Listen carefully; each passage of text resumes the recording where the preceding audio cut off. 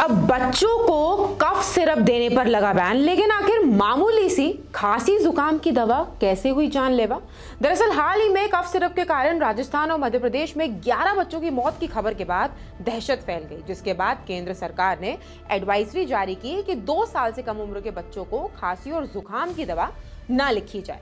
बच्चों की मौत की खबरों के बाद तमिलनाडु सरकार ने कोल्ड्रिफ कफ सिरप की बिक्री पर रोक लगा दी है, क्योंकि जानकारी के अनुसार यह सिरप तमिलनाडु के कांचीपुरम में एक फैक्ट्री में तैयार की जाती है और राजस्थान सरकार ने ड्रग कंट्रोलर राजाराम शर्मा को सस्पेंड भी कर दिया है और केसिन फार्मा की 19 दवाओं पर रोक लगा दी है। साथ ही मध्य प्रदेश सरकार ने इस कोल्ड ड्रिफ्ट पर बैन लगा दिया है। इस बीच केंद्रीय स्वास्थ्य मंत्रालय ने पाया कि मध्य प्रदेश में परीक्षण किए गए किसी भी सिरप के सैंपल्स में डाइथिलीन ग्लाइकॉल या एथिलीन ग्लाइकॉल नहीं था।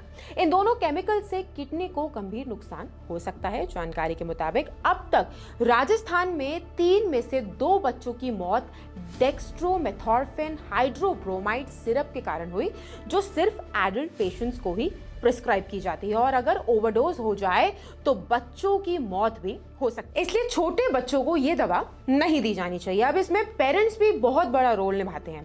कई बार पेरेंट्स खांसी जुकाम में घर में रखी हुई कोई भी दवा बच्चों को दे देते हैं, लेकिन ऐसा करना आपके बच्चे के लिए जानलेवा साबित हो सकता है। इसलिए बिना डॉक्टर से प्रिस्क्रिप्शन के बच्चों को दवा नहीं देनी चाहिए और ना ही उसका ओवरडोज होना चाहिए। इन कफ सिरप्स की ओवरडोज से लंग इन्फेक्शन, किडनी फेल जैसी कई गंभीर बीमारियां हो सकती हैं, जो जानलेवा भी साबित हो सकती हैं। ताजा केसेस आपके सामने ही हैं, इसलिए कोई भी खांसी जुकाम की सिरप बिना डॉक्टर के प्रिस्क्रिप्शन के बच्चों को ना दें।